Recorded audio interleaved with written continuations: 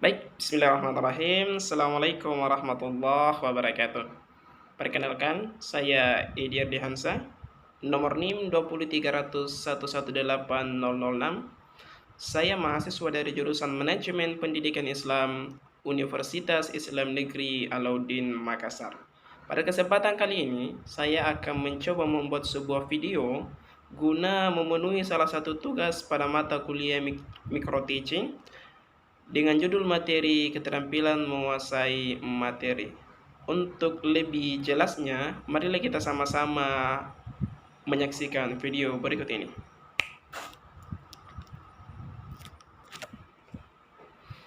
Assalamualaikum anak-anak. Wah, gimana kabarnya? Alhamdulillah. Baik, baik. Kita mulai pembelajaran kita hari ini ya. Hari ini kalau tidak salah tanggal 7 ya. Tepatnya pada hari Rabu. Oke. Baik, bismillahirrahmanirrahim. Assalamualaikum warahmatullahi wabarakatuh. Waalaikumsalam. Gimana kabarnya anak-anak sekalian? Alhamdulillah baik ya. Baik, sebelum kita memasuki atau melanjutkan materi pembelajaran kita hari ini, Bapak ingin mengabsen adik-adik terlebih dahulu. Jadi ketika Bapak sebut namanya, silahkan menyahu. Yang tidak menyahu nanti kena batunya sendiri. Oke. Riang Suartono. Oke, hadir di. Rudi Hartono. Oke, hadir. Nur Santi. Oke, hadir. Kemudian Nur Aisyah Putri Rahayu. Oke, hadir. Kemudian Muhammad Nurdin. Oke, hadir. Kemudian Siti Nurhayati Saneng. Oke, hadir. Siapa ini? Bagas Nugraha.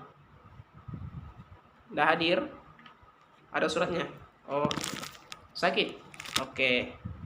Nanti saya Bapak. Sakit, Dek? Oke. Kan anakku sekalian, karena minggu lalu kita telah mempelajari tentang ilmu Al-Quran, maka hari ini kita akan mempelajari tentang ilmu hadis. Dalam kesempatan kali ini, Bapak ingin menyampaikan sebuah hadis dari baginda Nabi Allah Muhammad SAW. Hadis ini berisi tentang 3 amalan yang paling dicintai oleh Allah Subhanahu wa Ta'ala. Suatu ketika, baginda Nabi Allah Muhammad SAW itu pernah ditanya oleh salah satu seorang sahabatnya, namanya Abdullah bin Mas'ud radhiyallahu anha. Abdullah bin Mas'ud radhiyallahu anha ini berkata kepada Rasulullah, "Ya Rasulullah, hendaknya kira-kira amalan apakah yang paling dicintai oleh Allah Subhanahu wa Ta'ala?" Kemudian Rasulullah bersabda, "As-salatu 'alal waqtiha." Qultu sum'ayu. Lalu sahabat bertanya lagi, lalu apa lagi ya Rasulullah? Rasulullah menjawab, birrul walidain. Kemudian qultu sum'ayu. Lalu apa lagi ya Rasulullah? Baginda bersabda, al-jihadun fi sabilillah. Yang pertama, amalan yang paling dicintai oleh Allah Subhanahu wa Ta'ala adalah as-salatu 'alal waqtiha.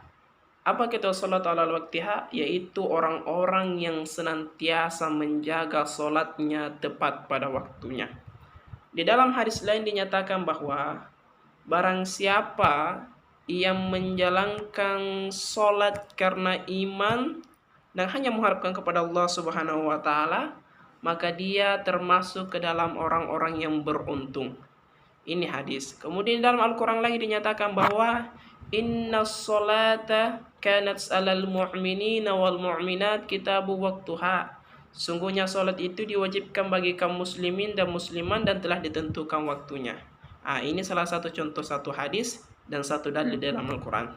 Kemudian yang kedua, amalan yang paling dicintai oleh Allah Subhanahu wa Ta'ala adalah birrul walidain, berbakti kepada kedua orang tua. Di dalam Al-Quran terdapat dalam Quran surah Al-Isra dinyatakan bahwa wa qadara rabbuka alla ta'budu illa iyyahu bil walidaini ihsana. Dan sesungguhnya Tuhanmu telah menciptakan kamu untuk menyembah kepadanya dan janganlah dan berbuat baiklah kepada kedua orang tuamu. Hadis ini ternyata sudah ada juga penjelasannya di dalam Al-Quran, tepatnya Quran surah Al-Isra. Kemudian selanjutnya amalan yang paling dicintai oleh Allah Subhanahu wa taala adalah al-jihadun fi sabilillah. Orang-orang yang berjihad atau berjuang di jalan agamanya Allah Subhanahu wa taala, yakni agama Islam. Salah satu contohnya yang paling sering kita lakukan adalah mereka yang berangkat dari rumahnya pergi ke sekolahnya ataupun ke kampusnya seperti adik-adik sekalian ini untuk belajar atau menuntut ilmu. Di dalam hadis dinyatakan bahwa barang siapa yang dengan niat keluar atau pergi dari rumahnya dengan tujuan menuntut ilmu dan sampai di tempat ilmu itu dia tidak kembali ke rumahnya dengan selamat, maka sesungguhnya dia telah wafat dalam keadaan syahid. Orang yang mati dalam keadaan syahid dijanjikan oleh Allah Subhanahu wa taala surga di akhirat. Oke anak-anak sekalian, semuanya mengerti?